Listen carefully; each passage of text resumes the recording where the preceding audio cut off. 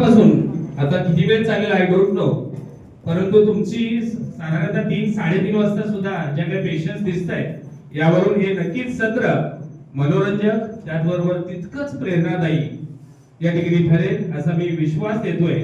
आणि हे जे काही पॅनल डिस्कशन आहे माझ्या समवेत आज आहेत आपल्याच कॉलेजचे एल्युमिनाय, त्यांचे बंधू Shri Pushkaraj sir, fund industries limited ज्यांचं चिंचोळी एमआयडीसी मध्ये स्वतःचा सेटअप आहे. गेल्या वर्षी मी आणि तरंगे सरांनी त्यांच्या इंडस्ट्रीला व्हिजिट पण केलेली आहे. आपली फायनल इयरची काही मुलांनी तिथं इंटर्न देखील केलेली आहे. आपल्यासाठी दुसरे गेस्ट आहेत अमोल कटारे सर. पाठीमागच्याच वीक मध्ये मला वाटतं 4K सेकंड इयरच्या विद्यार्थ्यांसाठी 2 डेज वर्कशॉप आपण ऑर्गनाइज केलेलं. सरांचं देखील स्वतःचा स्टार्टअप आहे.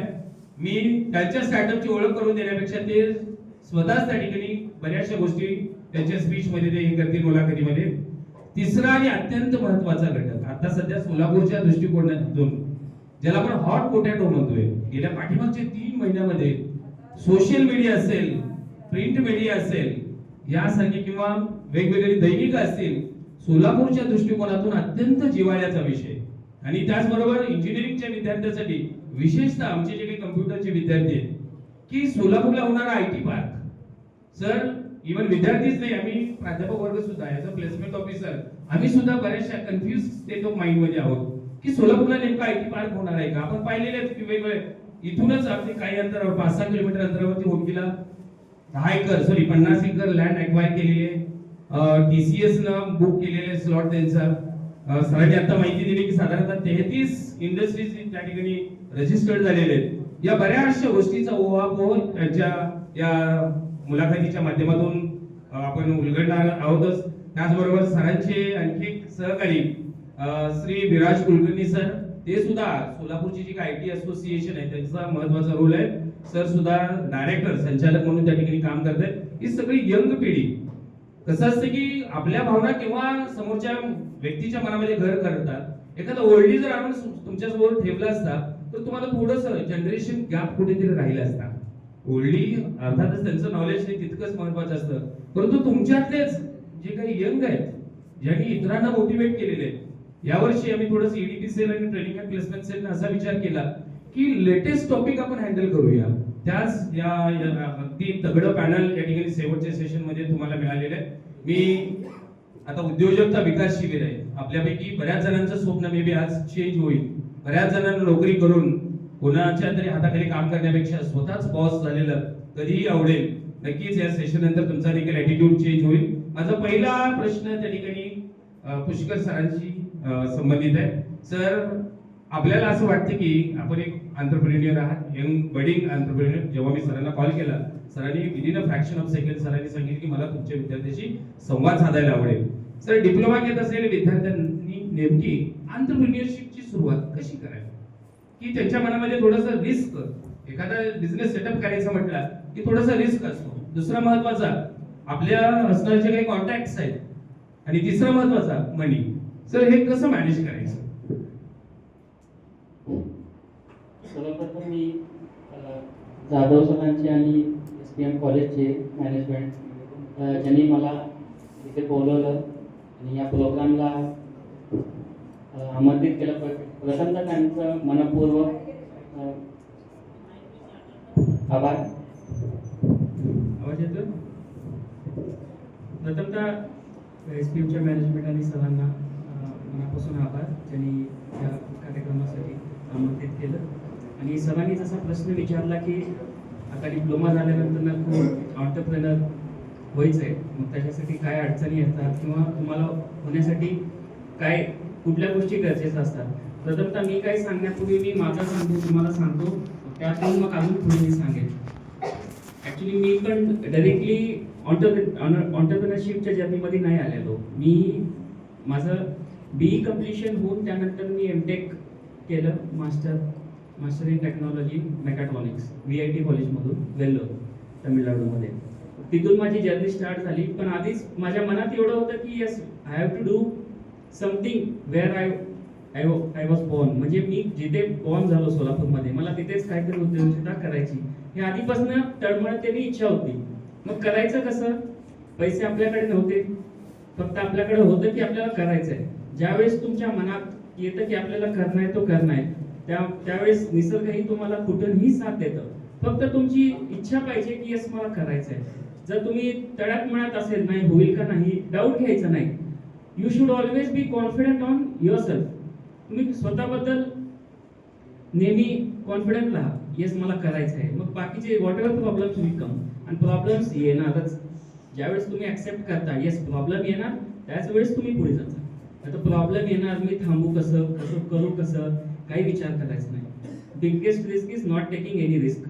जो व्यक्ती रिस्कच घेत नाही तेच सगळ्यात मोठी रिस्क आहे. त्यामुळे आपण रिस्क घेणं महत्वाचं आहे. मग त्यानंतर ना जसं माझं एमटेक झालं, माझंही प्लेसमेंट झालं, पण मला मनात एवढं होतं की yes I have to do it. त्यासाठी मी 7 इयर्स जॉब केला. पहिल्यांदा इटालियन MNC मध्ये काम केलं, त्यानंतर ना परत अमेरिकन कंपनीमध्ये वॅप्कोमध्ये काम केलं, तिथे मॅनेजर होतो. पण ते हे सगळं असताना मी तिथे मॅनेजर होतो, सगळं व्यवस्थित होतं. त्या कंपनीने मला ओव्हरऑल पूर्ण इंडिया प्लेननी पूर्ण अराउंड 20 स्टेट मी फिरलोय. त्यामुळे इतकं एक्सपोजर आलं. घरचे आणि मित्र सगळे म्हणत होते काय म्हणजे तू काय करतोस, हे सगळं कम्फर्टेबल सोडून तू अनकम्फर्टेबल मध्ये कशाला जातोस. मी अनकम्फर्टेबल मध्ये गेलो आणि भावालाही अनकम्फर्टेबल मध्ये आणलं. ज्यावेळेस आपण अनकम्फर्टेबल मध्ये असतो, खरी जर्नी तिथून स्टार्ट होते. ज्यावेळेस तुम्हाला वाटतं सगळं कम्फर्टेबल आहे, त्यावेळेस समजायचं धोक्याची घंटी आहे. तुम्ही कधीही लक्षात ठेवा, मग ती तुमची एक्झाम असेल किंवा तुमचं करिअर असेल, नेहमी अनकम्फर्टेबल मध्ये राहायचं. आता अनकम्फर्टेबलचा अर्थ चुकीचा घेऊ नका तुम्ही, करिअरच्या दृष्टिकोनातून घ्या. कारण ज्यावेळेस प्रॉब्लेम्स येतात त्याच वेळेस सोल्युशन निघतं. आणि काही प्रॉब्लेम येत नाहीत तर समजायचं आपण चुकीच्या दिशेने चालतोय. कारण आजपर्यंत जेवढे पण आविष्कार झालेत, काही ना काही प्रॉब्लेम आल्यामुळे ते सोल्युशन ओरिएंटेड काढत सोल्युशन काढलेत. आणि कंपन्या कशामुळे चालतात? When there is a problem in society. Problem कशामुळे येतो? आता IT चे पण आहेत, मेकॅनिकल आहेत, इलेक्ट्रॉनिक्स आहेत, काही ना काही इश्यू असेल ना, त्यामुळे ते सोल्युशन जे काढतात तेच उद्योजक होतात. Thank you sir. खरंच सर, म्हणजे आपल्यापैकीच एक स्टुडंट जो चेन्नईमध्ये जॉब करतोय, सरांच्या आता पर्सनल इंटरव्ह्यूमध्ये मुलाखत घेत असताना थोडंसं आम्हाला केबिनमध्ये बोलत असताना सांगितलं की सर मी थोडंसं म्हणजे कम्फर्ट झोन. सलमान खानचा जर तुम्ही मूवी पाहत असाल, जेव्हा ते पडद्यावरती पहिलं वाक्य येतं, if you lose the fear of death then life begins. तसंच आहे, जेव्हा तुम्ही कम्फर्ट झोन तुमचा ब्रेक कराल ना मित्रांनो, त्याच्या पुढे काहीतरी आज दिवस तुमच्यासाठी मावळतोय, परंतु उद्या आपल्याला नक्की माहितीये की उद्या सनराईज होणार आहे. सेम तसंच आहे. दुसरे आपले महत्वाचे गेस्ट सर, मला तुमची पार्श्वभूमी, आज 2 जाधव स्टेजवरती आहेत, सेशन नक्कीच वादळी होणार आहे. IT असोसिएशनचा अध्यक्ष, त्याच्या पूर्वीची तुमची पार्श्वभूमी आपण उलगडावी. सर्वप्रथम पूर्ण SPF स्टाफ धन्यवाद आज बोलायची संधी दिली. आणि दुसरं धन्यवाद मी विद्यार्थ्यांच्या वतीने तुम्हाला देतो, कारण त्यांना आज तुम्ही ही लिस्ट बघितली तर त्यांना तुम्ही तो एक एक्सपोजर दिलाय, जिथे वेगवेगळे एक्सपर्ट्स बोलतात, त्यांचा दृष्टिकोन समजतोय. आता आम्ही आमचा दृष्टिकोन डेफिनेटली मांडू, पण ते ऐकण्याची संधी दिल्याबद्दल तर विद्यार्थ्यांच्या वतीने मी पूर्ण स्टाफचे सगळ्यात पहिले धन्यवाद बोलतो. माझी पार्श्वभूमी सर, माझं 10वी-12वी पर्यंत शिक्षण सोलापूरातच झालं. त्याच्यानंतर मला नाविलाजाने सोलापूर सोडावं लागलं, कारण जॉब ऑपॉर्च्युनिटीज मला जेव्हा मी पासआउट झालो होतो तेव्हाचे एज्युकेशनल सिनॅरिओज. तर माझं D Y Patil college of इंजिनिअरिंगमधून BIT झालं आहे.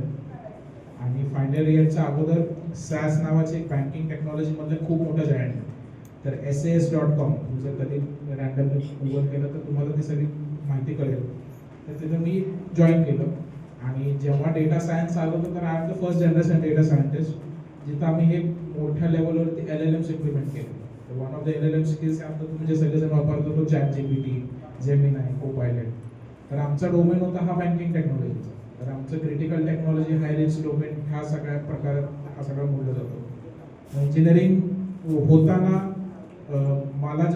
मी जेव्हा प्लेसमेंटसाठी पडलो तर हे सगळ्यांचं आवडतं जे कॉग्निझंट, TCS, विप्रो आहे, हे तेव्हा मास रिक्रुटमेंटसाठी अनफॉर्च्युनेटली मी पासआउट होताना आले नव्हते.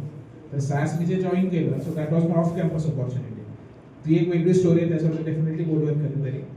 पण पॉईंट इज की ती कॉम्पिटिशन मोडताना चॅलेंज डेफिनेटली खूप आले, भयानक आले. कारण ऑफ कॅम्पस अपॉर्च्युनिटीजमध्ये तुम्ही मार्केटमध्ये अवेलेबल असलेल्या तुमच्यापेक्षा एक्सपिरियन्स असलेले सुद्धा कॅन्डिडेट्सला तुम्ही कॉम्पिट करता. कॅम्पस प्लेसमेंटमध्ये ती तुमची कॉम्पिटन्सी लिमिटेड राहते, कारण इट इज लिमिटेड इन्स्टिट्यूटला. त्यामुळे तो सगळ्यात मोठा स्टार्क डिफरन्स तिथे आला. आता हे सगळं काम करत असताना मग डेटा सायन्स झालं, मग तिथे मी प्रमोशन घेत घेत असोसिएट व्हाईस प्रेसिडेंट झालो. SaaSचे 40 वेगवेगळ्या कंपनीज आहेत, in hospitality, conventional spaces, cyber security. ह्याच्यात असे 40 वेगवेगळ्या कंपनी, तर त्यांचे कॉमन R&D डिपार्टमेंट आहे. तर त्या R&D डिपार्टमेंटमध्ये I work as associate vice president. मग हे करत असताना लक्षात आलं की यार फक्त इंजिनिअरिंगवर थांबण्यात काय पॉईंट नाही आहे. मग IIM रोहतकमधून MBA केलं, business analytics and business intelligence. आणि एक एरिया ऑफ इंटरेस्ट होता म्हणून diploma in cyber law and diploma in labour law level एफर केलं. संभव माझ्याकडे असे 4 डिग्र्याज आहेत. आणि मग आता रिसेंटली 2-3 वर्षाखाली मी हेल्थकेअरमध्ये डोमेन नावामध्ये आहे. तर नॉर्सल नावाची एक US बेस्ड कंपनी आहे, तिथं vice president of product and technology म्हणून मी काम बघतोय. फुल्ली रिमोट आहे, इंडियामध्ये ऑफिस नाही आहे त्यांचं. पण एक साधारण 280 जणांची टीम आहे माझ्याकडे, who is working across the globe. इंडियाचं कोणी नाही आहे. पण मग हे करत कोविड आणि मग या अपॉर्च्युनिटीमुळे मी परत आलो. माझं असं जरा लक्षात यायला गेलं की अरे कुठेतरी मुलं परत यायला पाहिजे, हा अल्टरनेटिव्ह उभं राहायला पाहिजे. हा प्रॉब्लेम इतका मोठा होता की एकट्याने किंवा एखाद्या ठराविक इन्स्टिट्यूटने किंवा एखाद्या ठराविक व्यक्तीने हा एकट्याने सॉल्व्ह होणार नाही आहे. मग मागच्या 2 वर्षापूर्वी सोलापूर आय असोसिएशन फॉर्म केलं. आम्ही सगळे मेंबर्स जोडत गेलो. फॉर्च्युनेटली CM सरांनी IT पार्क डिक्लेअर केलं. कलेक्टरचं जे काम चालू होतं, कलेक्टरने ती कमिटी बनवली. I was the part of that committee, जिथं ती रिपोर्ट सबमिट झाली, सगळा रिसर्च झाला, इंडस्ट्री एक्सपर्टीज म्हणून आम्हाला ते तिथे इनपुट देता आला. आणि मग समोर आता तुम्ही सांगितल्यासारखं तो रिझल्ट आता तिथं आला आहे. तर 90 एकर जागा आयडेंटिफाय झालेली आहे, त्यातली 50 एकर डेव्हलप करत आहे, 40 एकर या पुढचे फ्युचर स्कोपसाठी. तर मग आता हा साधारण ही झाली माझी अशी पार्श्वभूमी. धन्यवाद सर. तुमच्यासारखा गुरु तरुण आज सोलापूरच्या प्रत्येक तरुणासाठी झगडतोय. मित्रांनो, आपण सकाळची जर हुतात्मा एक्सप्रेस आणि वंदे भारत एक्सप्रेस जर पाहिली, लिटरली 1000 ते 1100 प्रवासी डेली एका ट्रेनच्या माध्यमातून पुण्याला आणि मुंबईला जातात. 2 ट्रेन जर कन्सिडर केल्या, 2000 ते जवळजवळ 2200 ते 2500 अनेक लोक केवळ पोटाचे हलकी भरण्यासाठी तिथे जातात. नक्कीच सोलापूरकरांसाठी तुम्ही ही जी काही मुवमेंट उभा केलेली आहे आणि शासनाने देखील त्याला सकारात्मक प्रतिसाद दिलेला आहे. येणाऱ्या कालावधीमध्ये हे सगळी जी काही पाखरं आहेत ती घरटी सोडून गेलेली आहेत, पुन्हा आपापल्या मायदेशी म्हणजे सोलापूर नगरीमध्ये परत येतील. आणखी एक गेस्ट आहेत आपल्याकडे, श्री अमोल सरांना माझा प्रश्न आहे. तर तुम्ही देखील तुमची पार्श्वभूमी, विद्यार्थी जीवन आणि तुमचं सुरू केलेलं स्टार्टअप, सर वेगवेगळ्या आघाड्यावरती काम करतायत. मी त्याच्याविषयी न बोलता सरच त्या ठिकाणी त्या बाबतीत बोलतील. विद्यार्थी जीवन आणि स्टार्टअप करत असताना घेतलेल्या रिस्क आणि मनाची होणारी जी काही घालमेल आहे ती आमच्या विद्यार्थ्यांना तुम्ही उलगडा. Thank you sir, thank you for calling all people. एक छोटीशी स्टोरी ती सांगतो की माझाही डिप्लोमा झालेला आहे. डिप्लोमा माझा इलेक्ट्रॉनिक्स झालं आहे, BE माझं कम्प्युटर सायन्स झालं आहे आणि माझं MTech IT मध्ये झालं. तिन्ही क्षेत्रामध्ये अनफॉर्च्युनेटली म्हणा किंवा फॉर्च्युनेटली म्हणा, तिन्ही क्षेत्राचा मला टच भेटलेला होता. सो माझं फर्स्ट करिअर जॉब होता ILFS, अशी कंपनी ज्याच्यामुळं राज ठाकरेंवरती ईडी बसली होती. त्या कंपनीचा मी पार्ट होतो. सो त्या कंपनीमध्ये ॲज अ डेव्हलपर तिथं आम्ही एज्युकेशनल सॉफ्टवेअर बनवायचो. माझा पहिला जॉब तो होता. सो जसं बायजूस वगैरे आहे ना, तसे प्रॉडक्ट आमची कंपनी बनवायची. त्या कंपनीतून त्याची sister consultant ILFS transportation, ILFS एल्सा मॅक्स इंडिया, माईक पार्कोलाईन अशी जवळपास 5 कंपन्या मी 10 वर्षामध्ये फिरलो. आणि त्याच कंपनीचं टायअप झालं होतं बर्कॅमशी, बर्कॅम कॅन्सस सिटी US मध्ये. सो US ला गेल्यानंतर आपल्या इंडियाचं टेक्नॉलॉजी गॅप आणखी तिकडचं टेक्नॉलॉजी जे ॲडव्हान्स आहे ते मला कुठंतरी जाणवत होतं. आणि ज्यावेळेस मी US ची माझी ट्रिप झाल्यानंतर ऑफिसमध्ये मला प्रमोशन मिळालं, मी मॅनेजर झालो. आणि माझ्या अंडरला पेडीलाइट कंपनीचे प्रोजेक्ट होता. पेडीलाइट म्हणजे फेविकॉल प्रॉडक्ट है ना. सो पेडिलेटचा एक प्रोजेक्ट माझ्या अंडर चालू होता आणि मला एक असं लक्षात यायचं की माझी टीम 5 जणांची होती आलेल्या रिसेंटली. आम्ही महिनाभर राबतोय. मला 1.5 लाख पगार आहे. माझ्या सर्व टीमला 75,000 पर मंथ सगळ्याच्या टीमचं होतं. त्या पेडिलेट कंपनीकडनं ना दर महिन्याला ना 25 लाखाचं बिल यायचं आमच्या कंपनीचं. ज्यावेळेस ते बिल यायचं HR ओळखीची होती त्यामुळे ती बोलायची यू डन गुड जॉब, तुमचा प्रोजेक्ट खूप चांगला चालू आहे, कंपनीचा अर्निंग समवॉट दिस. ती कुठेतरी आमच्या 5 जणांमध्ये ना असंतोष निर्माण करायचा किंवा नवीन ध्येय डोक्यामध्ये यायचं चालू करायचं. सो त्यावेळेस हे एंटरप्रेनर काय असतं याचं थोडं मी स्टडी करायला चालू केलं. सो माझ्या एक लक्षात आलं की एंटरप्रेनर आणि बिझनेस यामध्ये थोडासा फरक आहे. समजा एखादं मार्केट आहे जसं की साठी गल्ली आहे, नवी पेठ आहे, तिथं ऑलरेडी कपड्याची दुकान आहे आणि तुम्ही तुमचं कपड्याचं दुकान तिथं मांडताय म्हणजे तुम्ही बिझनेसमॅन आहे. आलं कसे तुम्ही रेडीमेड मार्केटमध्ये उतरले रेडीमेड तुमचा बिझनेस चालू करताय म्हणजे तुम्ही बिझनेसमॅन आहे. एंटरप्रेनर हा वेगळा असतो. त्याच्या डोक्यात वेगळी काहीतरी आयडिया असते. तो असा काहीतरी प्रॉडक्ट मार्केटमध्ये घेऊन येतो जे दुसरे पडत नाही. तो त्याचं मार्केट स्वतः बनवतो. येतं लक्षात तुमच्या. तो एंटरप्रेनर व्हायचं म्हणजे मला बँकचं लोन पाहिजे, माझ्याकडे इन्व्हेस्टमेंट पाहिजे असं काही नाही. आता मी जी कंपनी माझी चालू केलं तुम्ही डायरेक्ट त्या सिंग सराशी बोलत होते पेडिलेटचे जे आहेत. आय सेड सिंगला की मी स्वतःची फर्म काढतोय, तुमचा हा प्रोजेक्ट तुम्ही मला देणार का? ही सगळी अग्रीमेंट कर आणि तू प्रोजेक्ट बघतोय विल डू दॅट. त्या 5 मित्रांना म्हणजे 5 माझ्या सबऑर्डिनेटला घेऊन मी माझी पहिली intake IT solution company start केली. आणि बरक्यामध्ये असताना जे माझे फॉरेन कंट्रीजच्या लोकांशी जी टायअप झाली किंवा ओळख झाली होती त्या कंपनी थ्रू असे 6 कंपन्यांचे फ्रान्सचे रेडिओ सेंटर आहेत असे बरेचसे कंपनीची माझी डील झाली आणि तिथून इंटेक आयटी सोल्युशन या माझ्या पहिल्या कंपनीची सुरुवात झाली.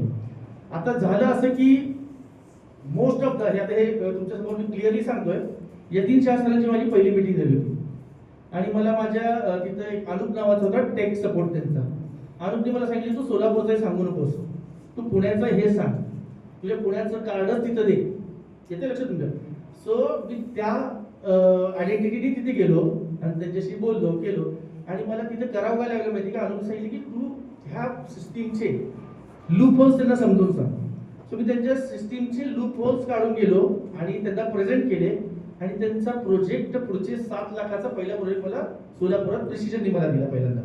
आणि प्रिसिजनच्या सरांच्या ओळखीनं रेड्डी सर मग असं सगळ्या गोष्टी व्हायला लागल्या. मग गोठारी पाईपचे ते सर ते तिथं म्हणजे त्यांच्या MIDC झोनचे अध्यक्ष वगैरे होते त्यांच्यामुळे एक्सपोजर मिळालं. मग मला सेकंड माझी फॉर्म चालू झाली कटार इन्फॉर्मॅटिक्स. कारण त्या लोकांना पाहिजे की आम्ही पुण्यात नाही डील करणार, सोलापुरात एक तुमचं ऑफिस बनवा आणि CAच्या सजेशननुसार दुसरी फॉर्म वेगळ्या नावाने काढलेली. आता लॉकडाऊन पडलं. लॉकडाऊन पडल्यानंतर मला दुसरंच काहीतरी करायचं होतं. कसं नाही एकदा ते क्लिक झालं ना की आपण बिझनेस बनवू शकतो कमवू शकतो. सो एक छोट्याशा चाळीत राहणारा मुलगा आज त्याच्याकडे 7 मजली घर झालं, गाडी झालं, सगळं झालं त्यावेळेस आणि ती नशा झाली मला किंवा आता काहीतरी नवीन करायचं. आणि त्या काळामध्ये घरात बसून निवांत काय करायचं. सो आम्ही नवीन बिझनेस सुरू केला आणि मला ई-बाईकचा बिझनेस आवडला. सो पहिल्यांदा मी डील केलं ओकिनावाशी. एक ट्रेनिंग कोर्स केला ई-बाईक बनतात कसं. ओकिनावाचे रेडीमेड गाड्या यायला 30 गाड्या एका ट्रकमध्ये येतात. सो ओकिनावाला मी असं पटवून सांगितलं की बाबा तुमची 100 गाड्याचे स्पेअर द्या, इथं बिल्ड करून तुमच्या डीलरला आम्ही सप्लाय करू. सो एक गाडी मला फक्त 3000 रुपये मिळायचे बनवायची, असेंब्ली कॉस्ट मला मिळायची. तिथून स्टार्ट केलं. आता स्वतःची व्हॅलो इलेक्ट्रिक बाईक कंपनी आहे. टुनवालची गाडी आपण बनवले, ओकिनावाच्या बनवले.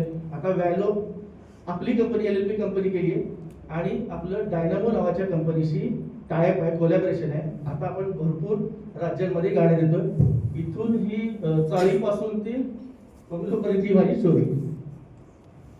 धन्यवाद सर. खरंच आपला पण प्रवास खूप मनोरंजक आहे, तितकाच प्रेरणादायी. आपल्यासोबत आणखी एक पॅनल डिस्कशन मध्ये IT असोसिएशनचे डायरेक्टर श्री विराज कुलकर्णी सर आहेत. तेही डिप्लोमा होल्डर्स आहेत. सर आपली ही पार्श्वभूमी आणि पुढे असणार एज्युकेशन. डिप्लोमा मी का मेन्शन करतोय, आमच्या समोरची विद्यार्थी जे ऑडियन्स आहेत ते डिप्लोमा आहेत. त्यांच्या मनामध्ये डिप्लोमा म्हणजे एक तुम्हाला मल्टिपल ऑप्शन तुमच्या समोर उपलब्ध आहे. सर आपलं मत काय?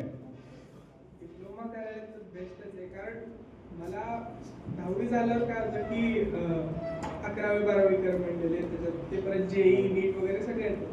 तेवढा अभ्यास तर मी करणार नाही ते मला ठाम माहित होतं. दुसरं ऑप्शन काय की डिप्लोमाला जा म्हणले, तिथं प्रॉपर प्रॅक्टिकल नॉलेज वगैरे आहे. मग तिथं गेलं. मेन मुद्दा तर मला मॅथ्स आवडतच नव्हतं फर्स्ट ऑफ ऑल, म्हणून कॉम्प्युटरमध्ये गेलो. कॉम्प्युटरमध्ये गेल्यावर तिथं मॅथ्स होतच, तेच बॅक पडला, कसं कसं काढला. नंतर पूर्ण मी हे चेंज केलं, ते सोडून पूर्ण डिझाईन इंडस्ट्रीमध्ये गेलो. मग त्यानंतर सोलापूर सोडून मी मुंबईला गेलो. मग तिथं डिझाईनचं शिक्षण झालं, मग तिथं जॉब केले. ते झालं परत इथं आलो आणि आता सगळीकडे जॉब वगैरे तर केलाच आहे.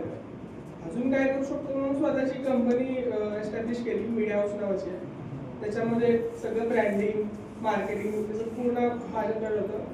पुणे मुंबईचे मोस्ट ऑफ द क्लायंट आहेत आणि IT असोसिएशनचं पूर्ण ब्रँडिंग मार्केटिंग सगळं माझ्याकडे आहे. तसंच क्रेडाईचं पण आहे आणि सोलापूरचे काही फारसे बिझनेसेस आहेत. ते झालं आम्ही अपूर्व सरांची जोडला गेलो. तिथनं पूर्ण आमची जर्नी सुरू झाली. IT असोसिएशन, IT पार्क कसा आणता येईल आणि ते किती बेनिफिशियल ह्याच्यासाठी. ओके, धन्यवाद सर. आता आपण दुसऱ्या राऊंड कडे वळतोय.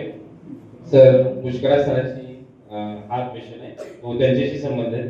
सरांनी एक सुंदर असं पुस्तक पण लिहिलेलं आहे, संघर्ष नावाचं, जे आता आम्हाला सर्वांना गिफ्ट केलं.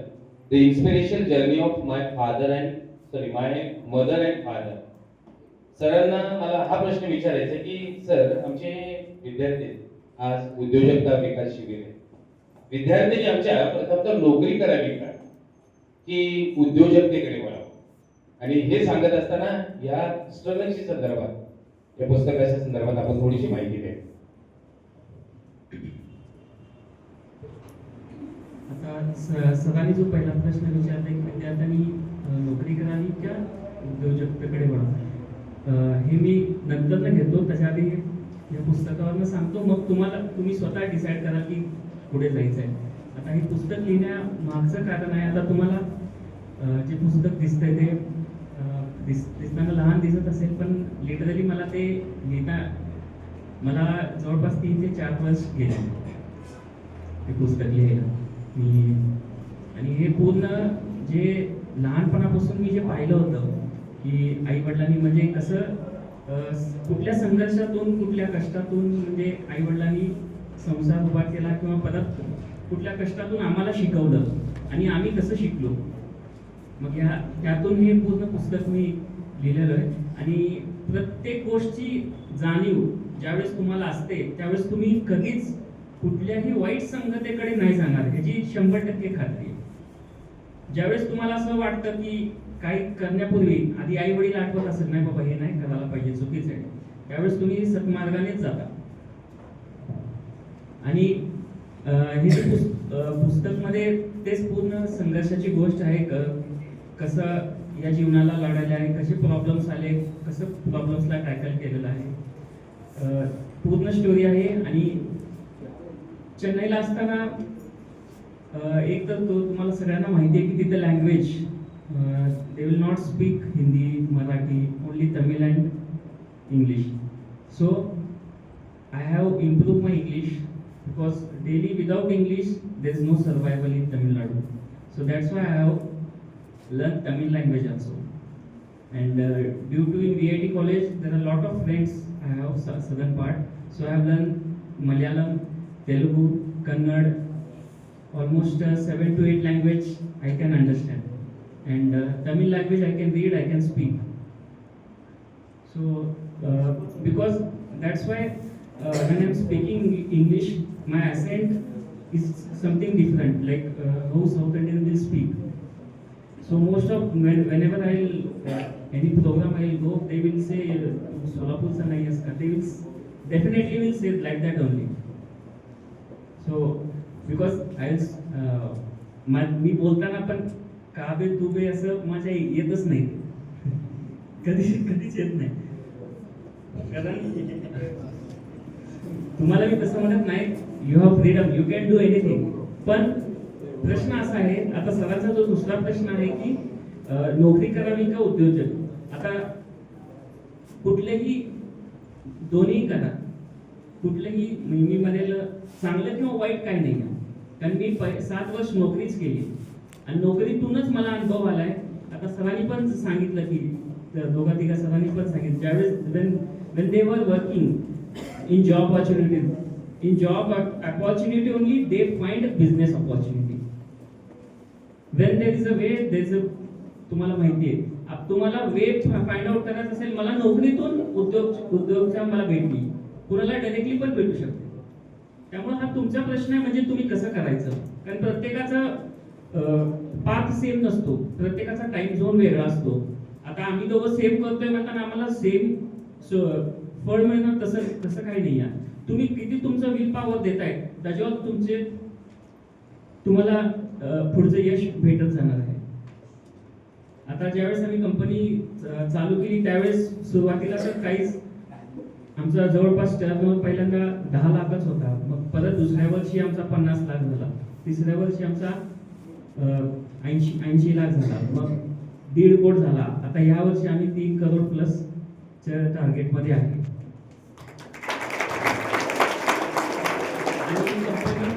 चालू केले टोटली बूटस्ट्रॅप आहे. आता बूटस्ट्रॅप म्हणजे तुम्हाला बऱ्याचशा लोकांना माहित असेल की विदाउट एनी कुणाकडून फंडिंग वगैरे काही न करता जे पण आपल्या जवळ आहे त्यातूनच सुरुवात सगळी केलेली आहे. अजून बँक लोन वगैरे नाही सध्या तरी काही केलेलं नाही आहे, पण इन फ्युचर आम्ही करणार आहे फॉर बिझनेस अपॉर्च्युनिटी.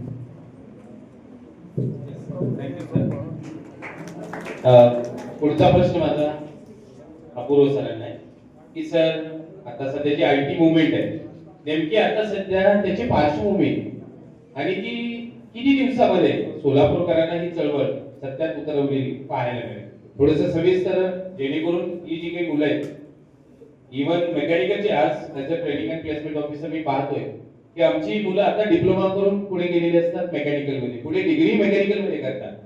सॉफ्टवेअरचा एखादा कोर्स केल्यानंतर एक 4-5 वर्षानंतर त्या विद्यार्थ्यांना आम्ही बऱ्याच वेळेला त्यांच्या कम्युनिकेशन मध्ये असतो, त्यांना कॉल केल्यानंतर काय करतो बोललं किती विद्यार्थी म्हणतात काही नाही मी आता सध्या आयटी मध्ये काम करतोय. म्हणजे केवळ हे कम्प्युटरचेच विद्यार्थ्यांना सुटेबल असा हा आयटी पार्क किंवा या क्षेत्रातल्या संधी नाहीये, तर इथं बसलेल्या सर्व विद्यार्थ्यांना त्याच्यामध्ये एक चांगला गेटवे असणार, एक चांगलं मोठं प्रवेशद्वार असणार. तर थोडंसं विस्तृत स्वरूपात या विद्यार्थ्यांना या सोलापूरच्या आयटी पार्क विषयी माहिती द्यावी. मी सुरुवातीला इंट्रोडक्शन देताना जेव्हा सांगितलं की हा प्रवास जवळजवळ 2 वर्षांपूर्वीचा आहे, तर ह्याच्यामध्ये आम्ही शासन दरबारी स्टेट गव्हर्नमेंट आणि सेंट्रल गव्हर्नमेंट भरपूर पाठपुरावा केला. त्याचा सगळ्यात मोठा माइलस्टोन असा आहे की केंद्र सरकारचे software technology park of India म्हणून एक डिपार्टमेंट आहे मिनिस्ट्री ऑफ कम्युनिकेशनमध्ये, ministry of electronics and information technology, ज्याचे कॅबिनेट मिनिस्टर आहेत अश्विनी वैष्णव. तर जसं क्रिकेटमध्ये जसं BCCI आहे तर IT साठी हे STP आहे. तर ह्याचं रिजनल ऑफिस पुण्यामध्ये. However being said that STPI चं ऑफिस सोलापूरमध्ये येतं before IT park. So that is the major milestone जो आम्हाला आता ह्या पूर्ण प्रोसेसमध्ये करता आला. राहिला प्रश्न IT पार्कची व्यापकता किंवा IT पार्क कितपत मोठं आहे. पाठीवरची काही मुलं आहेत तर साधारण सोलापूर जिल्ह्यापुरतं जर बोलायचं झालं तर साधारण 90 इंजिनिअरिंग आणि डिप्लोमा कॉलेजेस आहेत, ज्याच्यातून साधारणतः नियर टू 12,000-13,000 मुलंही पास आउट होत आहेत. तर हे 12-13,000 मध्ये ही लोक पण आहेत. तर आता ह्याच्यामध्ये मी BSc BCA ही लोक ह्याच्यात मी कन्सिडर सध्या करायला नको.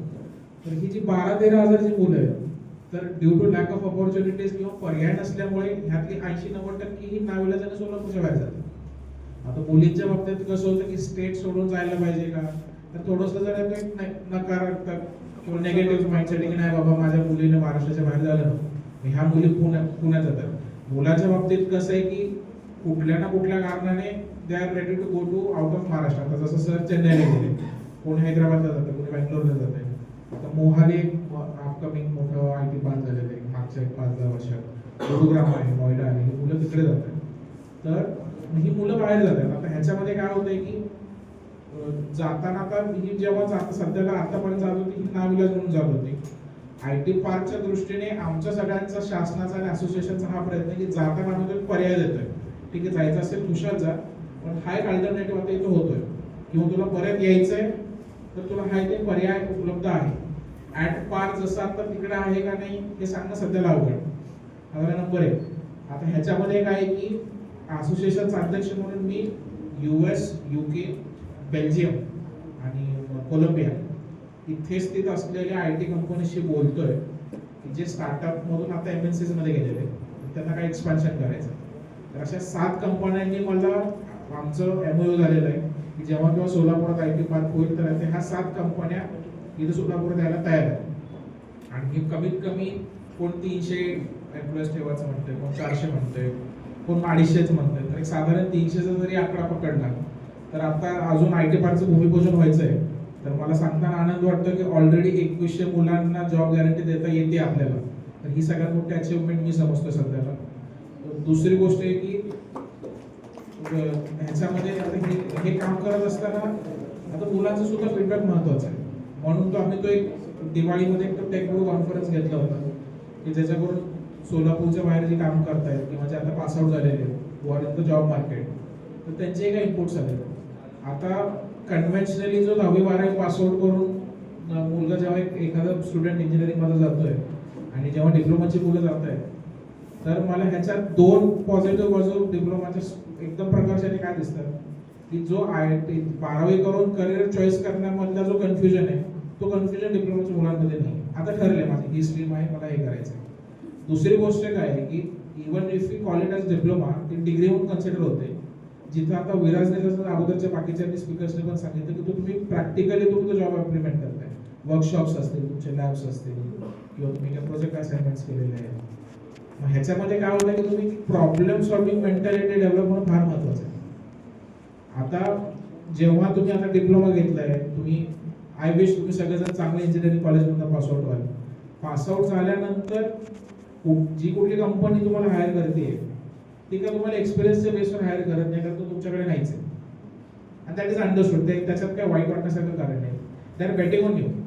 आता समजा उद्या अपूर्व जर एखादं फ्रेशर म्हणून जर एक कंपनीला अप्लाय करत असेल, अपूर्व व्यक्ती म्हणून काय, उद्या विराज अप्लाय करायला गेलं तर विराज व्यक्ती म्हणून काय, definitely merit, marks, extra curricular हे डेफिनेटली मॅटर करतं. पण व्यक्ती म्हणून तुम्ही काय आहात, मग तुम्ही काय प्रोजेक्ट असाइनमेंट्स काय केलेत का आतापर्यंत, फ्रीलान्सिंग केली आहे का. तर मला असं वाटतं की तुम्हाला गिव्हन दॅट की आता AIचा काळ आलेला आहे, आता इंटरनेटवर बरंचसं काही अवेलेबल आहे, तर हे छोटे छोटे तुम्ही प्रयोग करायला चालू करा. डेली लाईफमध्ये प्रॉब्लेम आयडेंटिफाय करायला चालू करा. आता ॲमेझॉन होता, म्हणजे आपण आता सगळेजण ॲमेझॉन वापरतो शॉपिंगसाठी, बट स्टील फ्लिपकार्ट आहे, मिशो आहे, अजिओ आहे, उबर सारखा ग्लोबली एस्टॅब्लिश्ड कॅब ॲग्रिगेटर आहे, ते असून सुद्धा ओला आला, तो असून सुद्धा रॅपिडो आला. तर ही लोक कसे आहेत की एक प्रॉब्लेम घेतात त्यांना सॉल्व्ह करतात. ब्लिंकिट आलेलं आहे, आता त्या झॅक्टो पण आहे त्याच्या कॉम्पिटिशनमध्ये. ही प्रॉब्लेम सॉल्व्हिंग मेंटॅलिटी जोपर्यंत तुमच्यात येत नाही किंवा जेव्हा येईल तेव्हा तुमचं सिलेक्शन होणं फार सोपं आहे. आता सोलापुरात IT पार्कचा विषय आला की आता साधारण येत्या 6 महिन्यात त्याचं डेफिनेटली भूमिपूजन काम चालू होईल. आणि भूमिपूजन झाल्यापासून एक साधारण 14 ते 15 महिने टाइमलाईनमध्ये ते इन्फ्रास्ट्रक्चर उभं राहील. तर प्रश्न हा आहे की नुसतं काचेचं बिल्डिंग उभं करून हिंजवडीसारखं जे स्वप्नातलं आपल्याला मगरपट्ट्यासारखं जे चकचकीत काचेचं बिल्डिंग उभं करून होणार आहे का नाही. आतमध्ये काय करायचं, आतमध्ये कंपन्या कोण येणार आहे, कंपन्यांमध्ये काम करणारं कोण. आता प्रत्येकाला रिक्षावाल्यापासून त्या आपल्यासारख्यांपासून ते कलेक्टर ते चीफ मिनिस्टर सगळ्यांना वाटतं IT पार्क व्हावं. अरे पण ते कोणासाठी व्हावं, हे जे फ्युचर टॅलेंट आहे हे यांच्यासाठी व्हावं. मला असं वाटतं की तुम्ही याच्यामध्ये काय करू शकताय. म्हणजे आता अगोदरच्या स्पीकर्सने सांगितलं की एंटरप्रेन्योरशिप बद्दल बरंचसं काय बोलले. ह्यात माझं असं मत आहे की एंटरप्रेन्योरशिप मध्ये उतरायच्या अगोदर ती इंडस्ट्री समजून घ्या, ते काम समजून घ्या. मग ते काम करत असताना तुम्हाला एक सर्टन पॉईंट ऑफ टाइम तुम्हाला वाटेल की नाही आता माझ्याकडे भाग भांडवल आहे, माझ्याकडे आयडिया आहे आणि मला एक एंटरप्रेन्योरशिप मध्ये उतरायची माझी ते जमत आहे. मग ते त्याच्यामध्ये तुम्हाला तुमचा एक मेंटर सापडतो है ना. मग तो मेंटरशिप प्रोग्राम्स मध्ये मला असं वाटतं थोडंसं तुम्ही आपला एक मेंटर शोधा म्हणजे प्रोफेशनली मेंटरशिप डेफिनेटली असायला पाहिजे आणि पर्सनल मेंटर असतो. आता कोण आता मुलांमध्ये साधारण एक मित्र असतो किंवा फॅमिली मेंबर असतो. एखाद्या कंपनीमध्ये काम करणारा त्याचा एक सिनियर मॅनेजर असतो. आता साधारण असेच एक हेड ऑफ डिपार्टमेंट असे एक प्रोफेशनल असतात, म्हणजे तसं एक मेंटर शोधा. मेंटरशिप माझं म्हणणं आहे तुम्ही मेंटरच्या मागे लागा. सर माझी ही आयडिया मला इम्प्लिमेंट करायची. माझं तर म्हणणं स्टाफच्या मागे लागा. सर जाधव सरांच्या मागे लागा. सर मला ही आयडिया मला हे स्टार्टअप करायचं आहे, ह्याचं मी कसं प्रयोग करायला पाहिजे, व्हॉट शुड आय डू. मला आयडिया आहे सर पण मला हे काय करता येत नाही. येस दॅट, पण हे तुम्हाला कधी कळेल जेव्हा तुम्ही तो काम हँड्स ऑन करता, जेव्हा ते तुम्ही अपस्किलिंग करा. आता सरांनी सांगितलं की मला लँग्वेजला प्रॉब्लेम आला. लँग्वेजला प्रॉब्लेम डेफिनेटली. आता मनामध्ये आपण इंग्लिश बोलतो, उच्चारताना गडबडतो. हा that is basic human behaviour, त्याच्यात काही चुकीचं नाही. पण ह्याला थोडंसं सुधरा. माझं असं म्हणणं आहे की जर तशी अडचण असेल तर रोज 4 शब्द वापरायला शिका. किंवा येत नसेल तर एक छोटंसं नोटपॅड ठेवायचं, तू नोट करा. मोबाईल, आता आजकाल मोबाईल आहे, मोबाईलच्या नोटपॅडमध्ये नोट करा की ह्या शब्दाचा अर्थ काय, हा शब्द कुठं वापरू. थोडीशी जर क्रिटिकल थिंकिंग यायला चालू झाली ना, मग ते सोलापुरात काय असू दे, तुम्हाला उद्या जर सिलिकॉन व्हॅलीमध्ये जरी काही संधी मिळाली तर ते डेफिनेटली तुम्ही जॉब ऑपॉर्च्युनिटी घेऊ शकता. IT पार्कच्या सोलापूरच्या IT पार्कच्या बाबतीत फुल फ्लेज चालू होण्याबाबतीत थोडेसे 2-3 वर्षाचा कालावधी जाईल. पण माझं स्वतःचं आमचं असोसिएशनचं आणि बाकीच्या स्टेक होल्डर्स असं जरा साधं आहे की थोडंसं अजून वेळ जाऊ दे पण हे जरा लॉंग टर्म होते. कारण ऑलरेडी सोलापूरला अनफॉर्च्युनेटली फेल्ड प्रोजेक्ट्स एक ठप्पा लागलेला आहे. म्हणजे एअरपोर्ट झाला, ITच्या बाबतीत पण बरेचसे प्रयोग झाले due to an number of reasons ते गडबडले. माझं स्वतःच असं आहे की this project should be an exception. हा प्रोजेक्ट होऊ दे, भले सुरुवातीला 5-10 कंपन्या होत्या पण 5-10 तरी होऊ दे, मग नंतर बाकीचे होऊ दे. बाकीचे मग कारण कसं असतं की आता सर तुम्ही सांगितलं TCS, तर नॉट ओनली TCS, बाकीचे MNCs पण ते यायला इच्छुक आहेत. एक अँकर MNC कंपनी आली तर बाकीच्या छोट्या मोठ्या कंपन्याला अडचण अजिबात येत नाही, असं माझा ठाम आहे. तर त्यामुळे त्या कंपन्याने येणं, ती कंपनी जेव्हा यायला विचार करते तर लोकल टॅलेंट काय रे बाबा, किती इंजिनिअरिंग कॉलेज असेल, किती डिप्लोमाचे डिग्री होल्डर्स आहेत, त्यांचं अकॅडमिक्स कसं आहे, ती लोक काय करतायत. तर आता तुम्हाला जरी वाटत असेल की IT पार्कच्या प्रोसेसमध्ये मी भाग नाही आहे, तुम्ही लोक डेफिनेटली भाग आहात. तुम्ही लोकांना स्टेक होल्डर म्हणून डेफिनेटली कन्सिडर केलेले आहे, फक्त ते तुम्हाला माहीत नाही. आता जेव्हा आम्ही तो रिपोर्ट बनवला तर आम्ही सगळे अकॅडमिक्स आणि मुलं कुठं जात आहे, ट्रेंड काय आहे, आउट मायग्रेशन, असं करत करत इकॉनॉमिक्स आणि सोशो इकॉनॉमिक फॅक्टर्सवरती बरेचसे विचार मंथन झालेले आहे. पण तुम्ही लोक सुद्धा डेफिनेटली फॅक्टर आहात. माझं असं म्हणणं आहे की IT पार्कच्या बाबतीत तुम्ही स्वतःहून स्टेप अप होऊन म्हणायला पाहिजे की सर व्हॉट इफ हे केलं, व्हॉट इफ ते केलं, सर मग ह्या बाबतीत काय. असं माझं असं म्हणणं आहे की थोडंसं तुम्ही सेल्फ स्टार्टर मेंटॅलिटी ठेवा.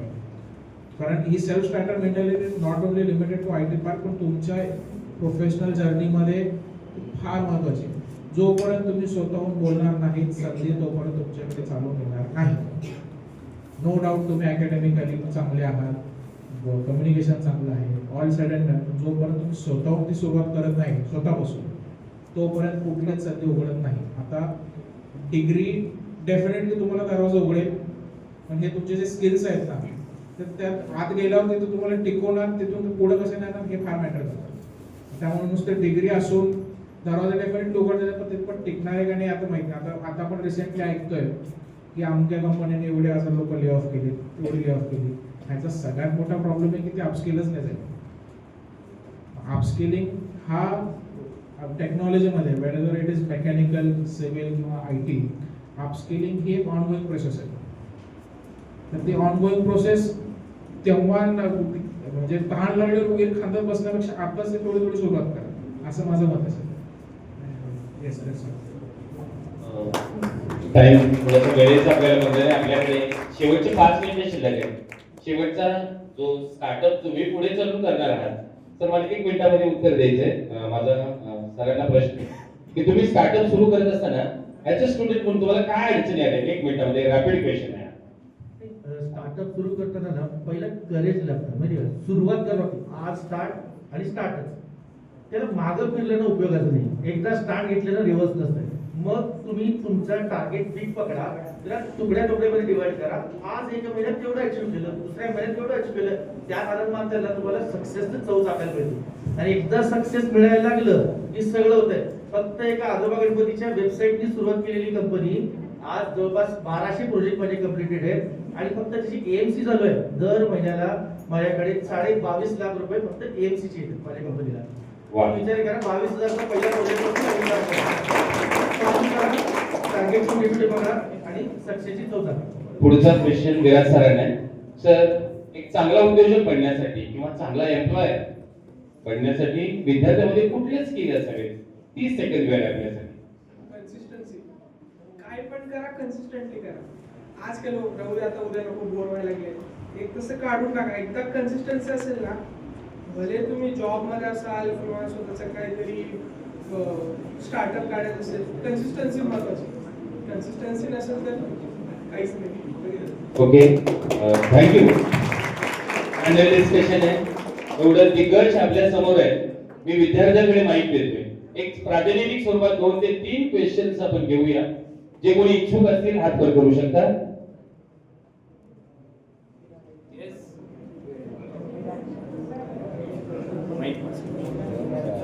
मुलामधून एक आणि मुलीमधून एक.